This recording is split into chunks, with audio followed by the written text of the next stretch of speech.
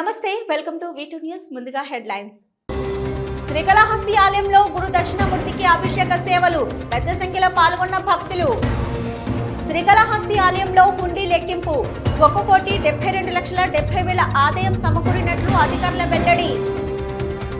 మాధవమాల హస్తకళ కలంకారీ క్లస్టర్లో కలెక్టర్ వెంకటేశ్వర ఆధ్వర్యంలో సమావేశం. హస్తకళ కలంకారీ కళాకారులను ప్రభుత్వ పరంగా అన్ని విధాలుగా ఆదుకుంటామని హామీ.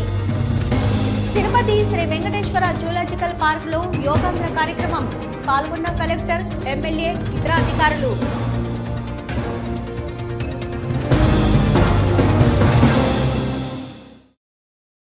శ్రీకాళహస్తి ఆలయం శ్రీ గురు దక్షిణామూర్తి అభిషేక సేవ వేదోయుక్తంగా నిర్వహించారు. అధిక సంఖ్యలో భక్తులు గురు దక్షిణామూర్తి అభిషేక సేవలో పాల్గొని గురు అనుగ్రహం కోసం ప్రార్థించారు. శ్రీకాళహస్తి ఆలయంలో గురువారం గురు దక్షిణామూర్తి అభిషేక సేవ శాస్త్రయుక్తంగా చేపట్టారు. ఆలయ ఉప ప్రధాన అర్చకులు కరుణా గురుకుల్ ఆధ్వర్యంలో వేద పండితులు కలశ స్థాపన పూజలు చేపట్టి వివిధ రకాల సుగంధ ద్రవ్యాలతో దక్షిణామూర్తి అభిషేకాలు చేపట్టారు. వేద మంత్రోచ్చరణ నడుమ అభిషేకాలను నిర్వహించారు. అనంతరం స్వామివారికి వివిధ రకాల పుష్పాలు, బంగారు ఆభరణాలతో దివ్య అలంకారాలు చేశారు. అనంతరం ధూపదీప నైవేద్యాలు నివేదించి పూర్ణ హారతులు సమర్పించారు. ఈ అభిషేక సేవలో విశేష సంఖ్యలో భక్తులు పాల్గొని గురు దక్షిణామూర్తి అనుగ్రహం కోసం ప్రార్థించారు. ఈ కార్యక్రమంలో Karunakar Gurukul, temple inspector Hari Yadav, temple superintendent Nagabhushanam Yadav, ఆలయ అధికారులు పాల్గొన్నారు.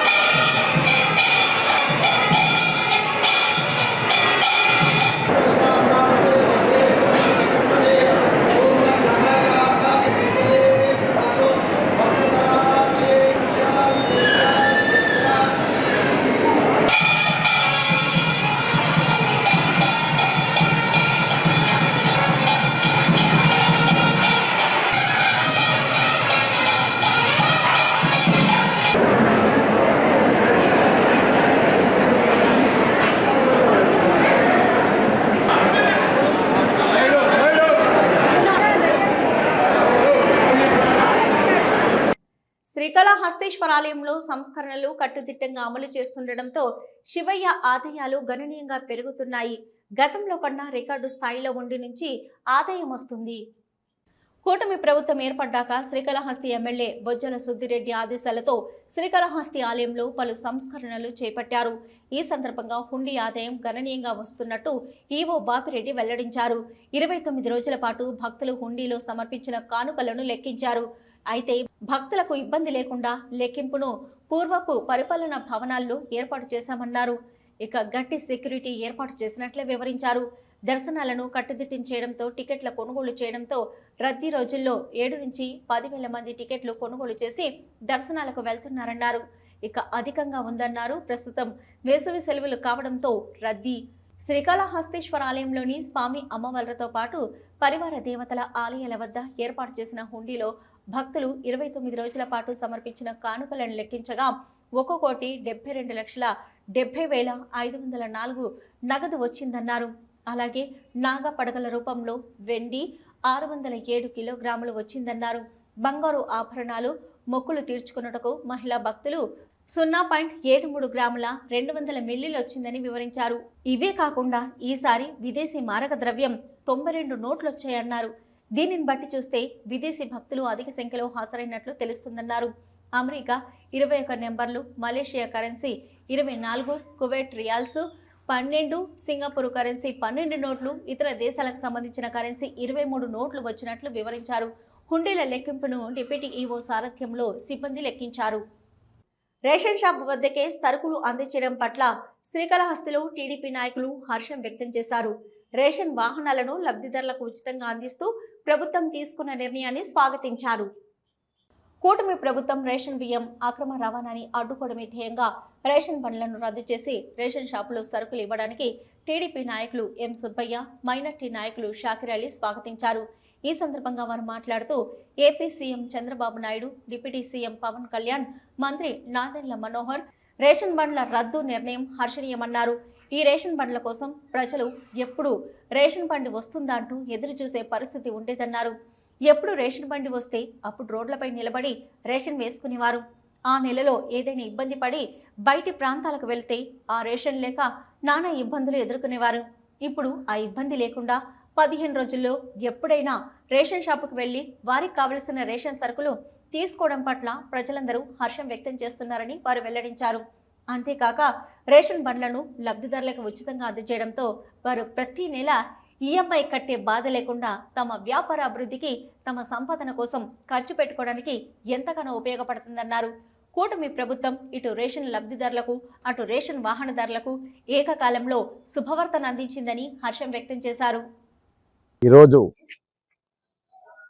ఆంధ్రప్రదేశ్ రాష్ట్ర ఎన్డీఏ కూటమి రేషన్ షాపులకి తీసుకున్న నిర్ణయం బ్రహ్మాండంగా ఉంది. రాష్ట్ర పౌర సరఫరాల శాఖ మంత్రి నాదెండ్ల మనోహర్ గారు నిన్న ప్రెస్ మీట్లో ఇంకటాంచి రేషన్ షాపులు వద్దకు పోయి ప్రజలు రేషన్ తీసుకోవాలని చెప్పారు. గత ప్రభుత్వం, వైసీపీ ప్రభుత్వం, మాజీ ముఖ్యమంత్రి వైఎస్ జగన్మోహన్ రెడ్డి గారు 7,700 కోట్ల రూపాయలు వ్యాన్ల ద్వారా ఈ రాష్ట్రంలో ధనాన్ని నేలపాల చేసి చేయడం జరిగింది.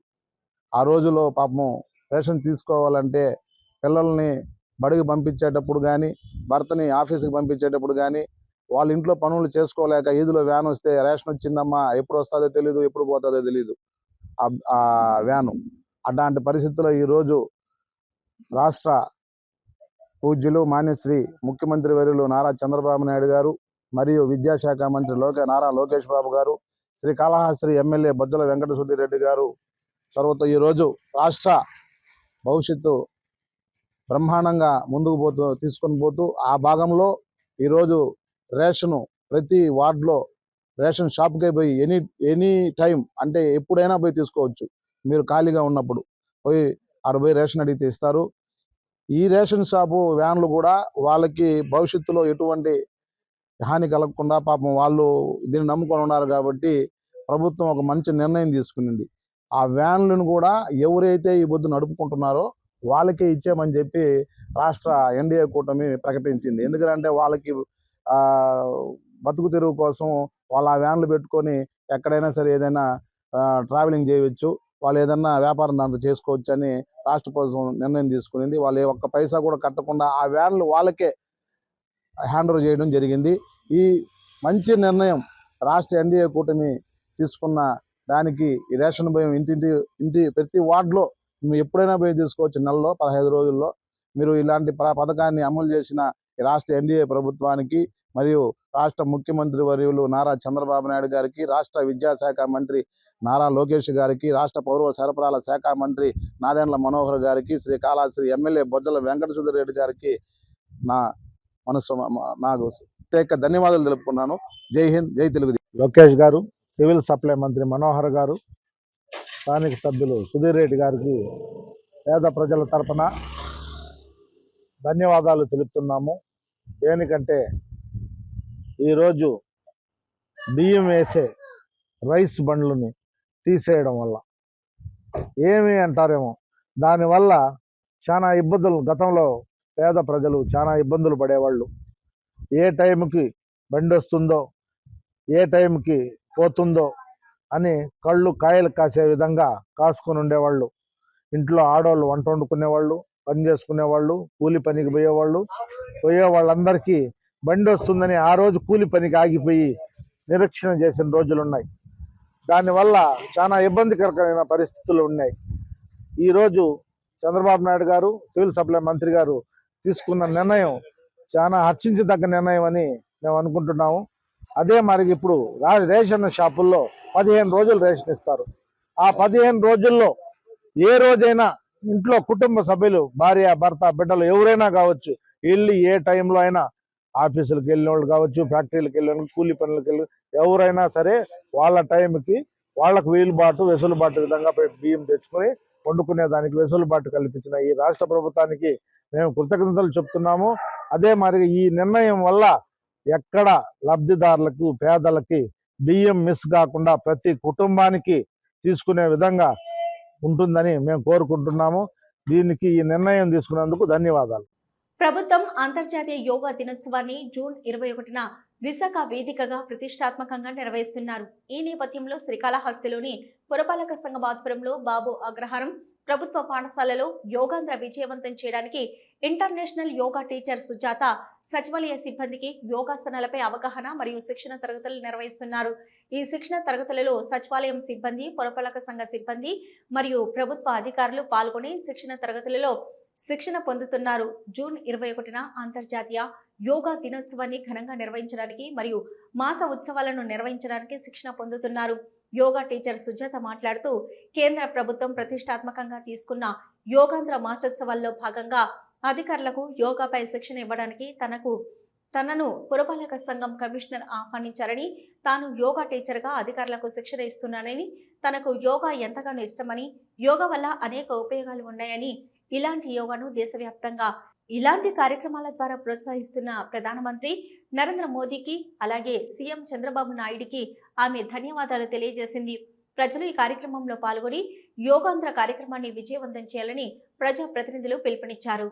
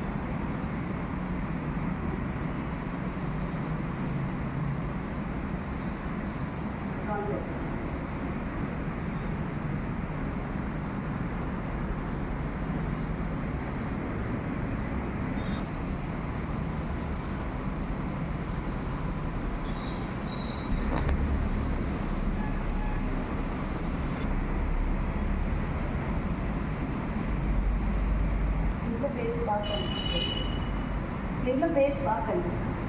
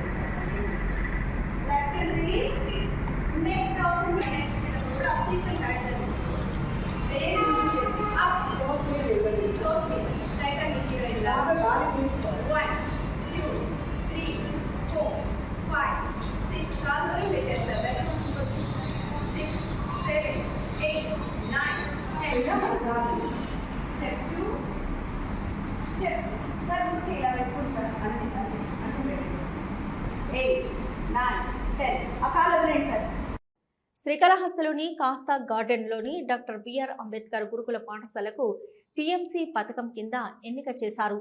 ప్రభుత్వం తీసుకున్న నిర్ణయంపై ఉపాధ్యాయులు, విద్యార్థులు సంతోషం వ్యక్తం చేశారు. శ్రీకాళహస్తిలోని కాసా గార్డెన్ వద్ద ఉన్న డాక్టర్ బిఆర్ అంబేద్కర్ బాలికల గురుకుల పాఠశాల పిఎంశ్రీ పథకానికి ఎన్నిక కావడంతో ఆ పాఠశాల ప్రధాన ఉపాధ్యాయురాలు మాధవీలత ఆనందం వ్యక్తం చేశారు. ఈ సందర్భంగా ఆమె మాట్లాడుతూ, ఈ బాలికల గురుకుల పాఠశాల 1984లో నిర్మింపబడిందని, ఈ పాఠశాలకు ఎంతో చరిత్ర ఉందని, ఇక్కడ పచ్చని ఆహ్లాదకరమైన వాతావరణంలో తమ పాఠశాల ఉంటుందని, అక్కడ దాదాపు 640 మంది విద్యార్థినులు చదువుకుంటున్నారని, ఇక్కడ విద్యార్థినీలు తాము తమ సొంత పిల్లలుగా భావించి వారికి మంచి సత్ప్రవర్తనతో కూడిన విద్యను అందిస్తున్నామని, తమ పాఠశాలలోని అంశం కేంద్ర ప్రభుత్వం పరిగణలోకి తీసుకుని తమ పాఠశాలలను పిఎంశ్రీ పథకానికి తమ పాఠశాలను సెలెక్ట్ చేసినందుకు కేంద్ర ప్రభుత్వం మరియు ప్రధానమంత్రి నరేంద్ర మోదీకి ఆమె ప్రత్యేక ధన్యవాదాలు తెలియజేశారు. పిఎంశ్రీ పథకంతో తమ పాఠశాల మరింత అభివృద్ధి చెంది విద్యార్థులకు ఉన్నత విద్యలతో పాటు మంచి వసతులు వస్తాయని ఆమె ఆనందం వ్యక్తం చేస్తున్నారు.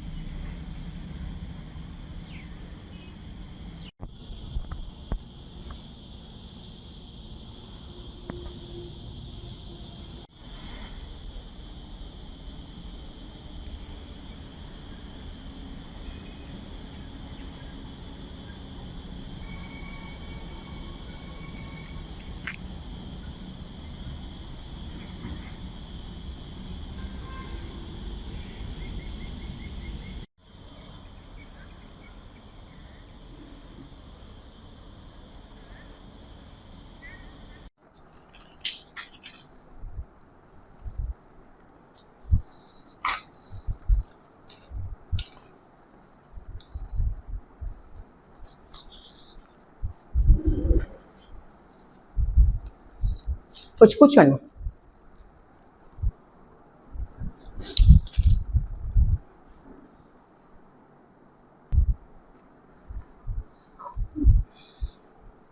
ఏమో అంతా గ్రీన్ ల్యాండ్ అంతా బాగా శుభ్రం చేసేసినారా?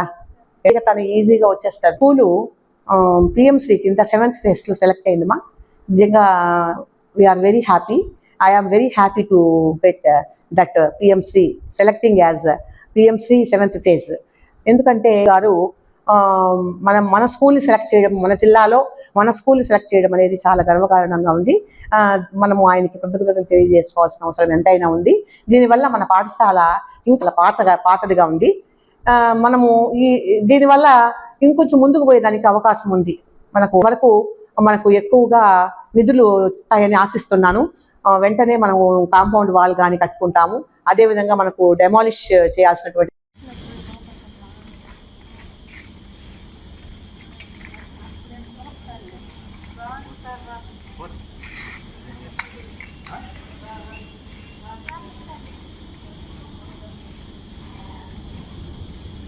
పిల్లలకి ఒక పేరెంట్స్కి ఒక షెడ్ కూడా వేసి మరి నేను అడగదామని చెప్పి అనుకుంటున్నాను. అంటే ఎప్పుడైనా వర్షాలలో మరీ ఎక్కువ ఎండగా ఉండేటప్పుడు పేరెంట్స్ కొంచెం ఇబ్బంది పడేది నేను గమనించాను. కాబట్టి ఆ నిధులలో ఏమైనా మనకు ఆ విధంగా షెడ్ ఒకటి ఏమైనా కట్టిస్తారేమో. ప్రిన్సిపాల్గా ఈ ఇన్స్టిట్యూషన్కి వర్క్ చేస్తున్నాను. మన school PM SHRI 7th phase select అయింది. దీనికి నాకు చాలా సంతోషంగా ఉంది. మా స్కూల్ సెలెక్ట్ కావడం అనేది చాలా గొప్ప విషయము. దీనికి పిఎం గారికి, ప్రధాని మోడీ గారికి నా యొక్క కృతజ్ఞతలు తెలియజేసుకుంటున్నాను. నిజంగా మా యొక్క స్కూలు క్రమశిక్షణ పరంగా అయితేనేమి, మరియు విద్యా విషయాల్లో అయితేనేమి, మరియు భోజన సదుపాయాల విషయాల్లో అయితేనేమి, తర్వాత రిజల్ట్స్ విషయంలో అయితేనేమి, క్లీన్లీనెస్ అయితేనేమి, ఈ యొక్క అన్ని అంశాలలో కూడా ఒక టీం రావడం జరిగింది. ఆ టీం మమ్మల్ని అందరినీ కూడా పర్యవేక్షించింది. దాని తర్వాత మా school PM SHRI 7th phase select కావడం అనేది జరిగింది. మాకు DCO గారు ఉంటారు. మా మేడం గారి పేరు గీతా గారు. DCO అంటే డిస్ట్రిక్ట్ కోఆర్డినేట్ ఆఫీసర్ గారు. ఆమె యొక్క విధి విధానాలకు అనుసరించుకొని మేము పాఠశాలను రన్ చేస్తూ ఉంటాము. మా పాఠశాల అన్ని విధాలుగా కూడా ముందంజ వేస్తూ ఉంది. రిజల్ట్స్లో కూడా మంచి స్థానాన్ని సంపాదించుకునేది. శ్రీకాళహస్తీశ్వర దేవస్థానంకు గురువారం ప్రముఖ సినీ నటుడు శ్రీకాంత్ కుటుంబ సభ్యులతో కలిసి విచ్చేశారు. ముందుగా ఆయన సన్నిధి వీధిలోని రాఘవేంద్ర స్వామి ఆలయంలో హోమం నిర్వహించుకున్నారు. అనంతరం ఆలయానికి వచ్చారు. వీరికి ఆలయ అధికారులు స్వాగతం పలికి ప్రత్యేక దర్శన ఏర్పాట్లు కల్పించారు. స్వామి అమ్మవార్ల దర్శన అనంతరం మృత్యుంజయ స్వామి సన్నిధి వద్ద ఆశీర్వచనం ఇప్పించి స్వామి అమ్మవార్ల తీర్థ ప్రసాదాలను అందజేశారు.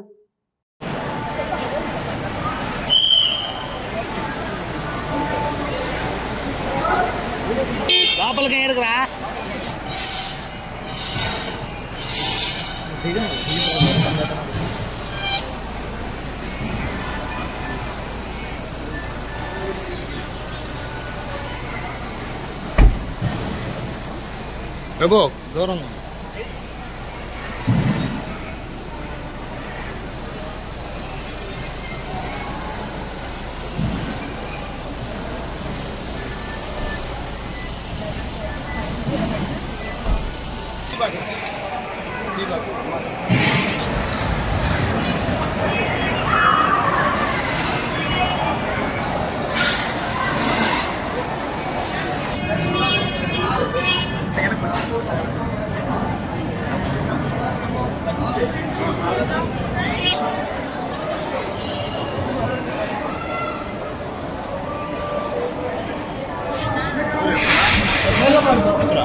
శ్రీకాంత్ సైడ్ రే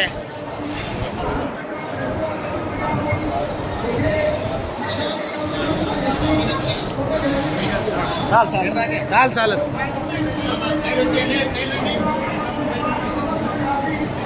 రమ్మ సైడ్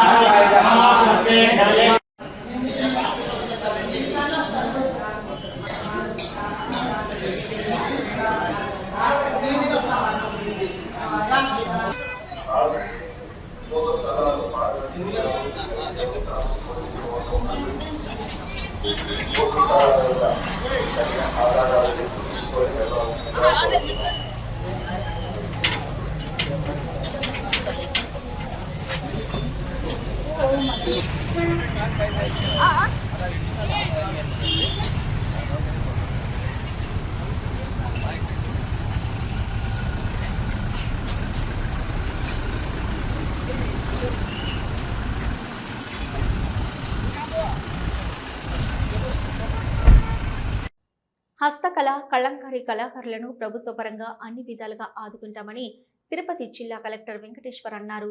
హస్తకళ బొమ్మలను లేపాక్షి ద్వారా విక్రయించేందుకు తగిన చర్యలు తీసుకుంటామని మాధవమాలనందు హస్తకళ కళంకారీ క్లస్టర్లో ఏర్పాటు చేసిన సమావేశంలో వెల్లడించారు.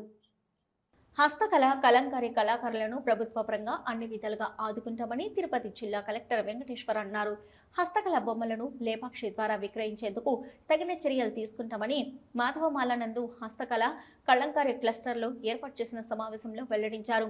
జిల్లా కలెక్టర్ మాట్లాడుతూ హస్తకళల కేంద్రాన్ని సందర్శించడం, చెక్క బొమ్మల తయారీ, హస్తకళలను కలంకారీ వారు చేస్తున్న విధానాన్ని పరిశీలించడం జరిగిందని, వారు చేస్తున్న విధానం నైపుణ్యం గురించి తెలుసుకోవడంతో పాటు Shri Balaji wood carving artisan mutual aided cooperative society limited వారి ద్వారా వారికి కావలసిన సదుపాయాలు మరియు వసతులపై చర్చించారు. వారు ఎదుర్కొంటున్న సమస్యలు ఏమైనా ఉన్నాయా అని అడిగి తెలుసుకొని వారికి ప్రభుత్వ పరంగా అన్ని సదుపాయాలు కల్పిస్తామన్నారు. తిరుపతి జిల్లాలో హ్యాండీక్రాఫ్ట్ హబ్గా మాధవమాలలో జరుగుతున్న వారి కళలకు దేశ రాష్ట్ర స్థాయి గుర్తింపు ఉందని తెలిపారు. వారికి టెక్నాలజీ ఉపయోగించి యంత్రాల ద్వారా బొమ్మలు తయారు చేస్తే కోర్ స్కిల్ పోతుందని పేర్కొన్నారు. ప్రస్తుతం చేతి వృత్తి చేస్తున్న వారికి టూల్ కిట్స్ అందజేస్తామని తెలిపారు. తగిన గుర్తింపు కార్డులు మంజూరు చేసేందుకు చర్యలు తీసుకుంటామన్నారు. లేపక్షి వారితో మాట్లాడి ధరలు పెంచేందుకు నిర్ణయం తీసుకుంటామన్నారు. బ్యాంక్ అధికారులతో సమావేశం ఏర్పాటు చేసి వారికి రుణ సదుపాయాన్ని ఏర్పాటు చేస్తామన్నారు. కేంద్ర ప్రభుత్వ పథకాలతో రైతు రుణాలను అనుసంధానిస్తామన్నారు. కొయ్య బొమ్మల తయారీదారులకు రా మెటీరియల్ నిల్వ చేసుకునేందుకు డిపో ఏర్పాటును పరిశీలిస్తామన్నారు. నిజమైన కళాకారులకు డ్వాక్రా బజార్లో ఎగ్జిబిషన్స్ ఏర్పాటు చేసుకున్నట్టుకు ప్రాధాన్యత ఇస్తామని, ఎయిర్పోర్ట్ నందు షాప్ ఏర్పాటుకు ఎయిర్పోర్ట్ అధికారులతో మాట్లాడి సహకారం అందిస్తామన్నారు. తిరుమలలో షాపుల ఏర్పాటుకు టీటీడీ కళ్యాణ మండపాలలో ఎనామినల్ రేట్కి ఎగ్జిబిషన్ ఏర్పాటు చేసుకున్నట్టుకు తిరుమల తిరుపతి దేవస్థానం ఈవో గారితో మాట్లాడి సహకారం అందిస్తానన్నారు. కల్రపొడి గ్రామంలోని కళాకారులకు మోటార్లు అందించేందుకు చర్యలు తీసుకుంటున్నామన్నారు. ఇల్లు లేని కళాకారులకు 3 సెంట్ల భూమిని కేటాయించుటకు తగిన చర్యలు తీసుకోవాలని తెలిపారు. త్వరలో హస్త కళాకారులు మరియు బ్యాంక్ అధికారులతో సమావేశం నిర్వహిస్తామని తెలిపారు. ఈ కార్యక్రమంలో శ్రీకాళహస్తి ఆర్డీఓ భానుప్రకాష్ రెడ్డి, డిఆర్డీఏ ఏపీడీపీ ప్రభావతి, జిల్లా జీవనోపాధుల అధికారి టి ధనంజయ రెడ్డి తదితరులు పాల్గొన్నారు. యోగా మన దైనందిన జీవితంలో ఒక భాగం కావాలని, యోగాతో సంపూర్ణ ఆరోగ్యం సిద్ధిస్తుందని తిరుపతి జిల్లా కలెక్టర్ డాక్టర్ వెంకటేశ్వర్, ఎమ్మెల్యే ఆరణి శ్రీనివాసులు సంయుక్తంగా పేర్కొన్నారు. రాష్ట్ర ప్రభుత్వం అత్యంత ప్రతిష్టాత్మకంగా నిర్వహిస్తున్న యోగాంధ్ర కార్యక్రమంలో భాగంగా తిరుపతి శ్రీ వెంకటేశ్వర జూలాజికల్ పార్కులో యోగా శిక్షణ కార్యక్రమం నిర్వహించారు.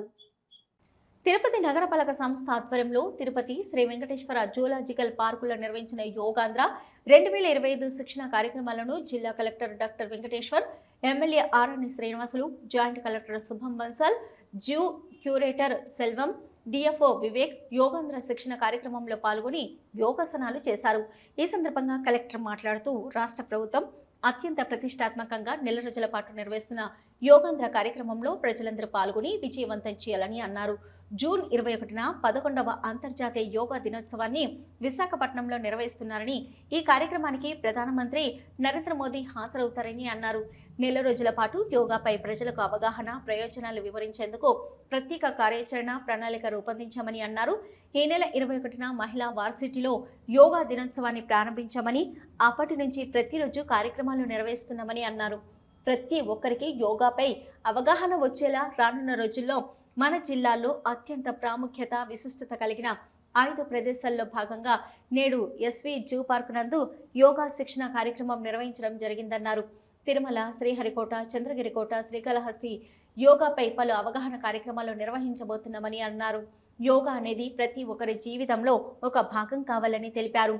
అలాగే ప్రతి ఒక్కరూ ఇంకో నలుగురికి యోగా చేయడం వల్ల ప్రయోజనాలను వివరించి వారి చేత కూడా యోగాను చేయించే బాధ్యత ప్రతి ఒక్కరూ తీసుకోవాలని తెలిపారు.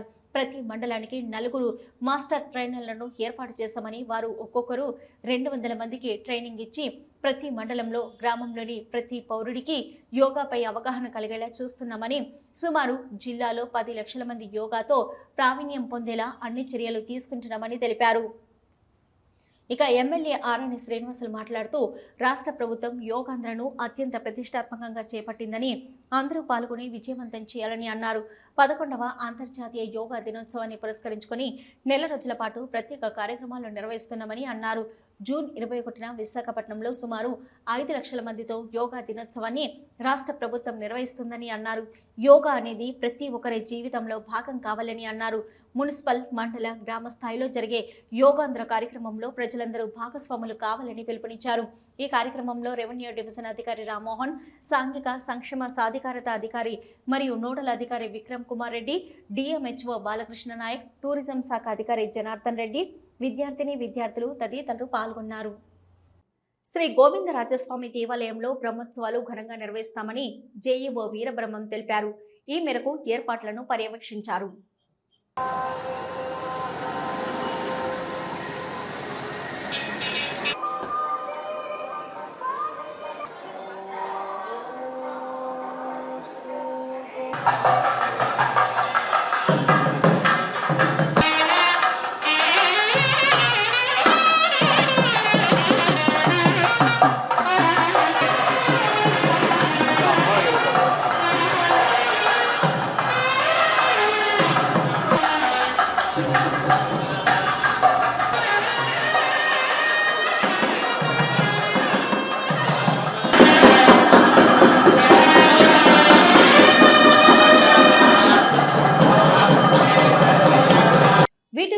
ముగించే ముందు హెడ్లైన్స్ మరొకసారి.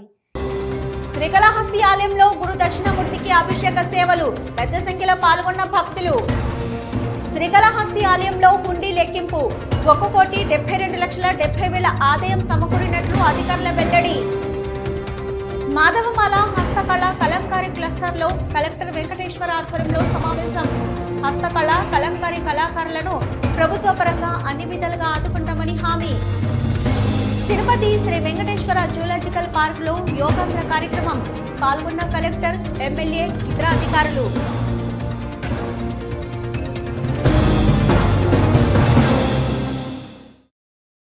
ఇవి ఇప్పటివరకున్న V2 న్యూస్. నమస్తే.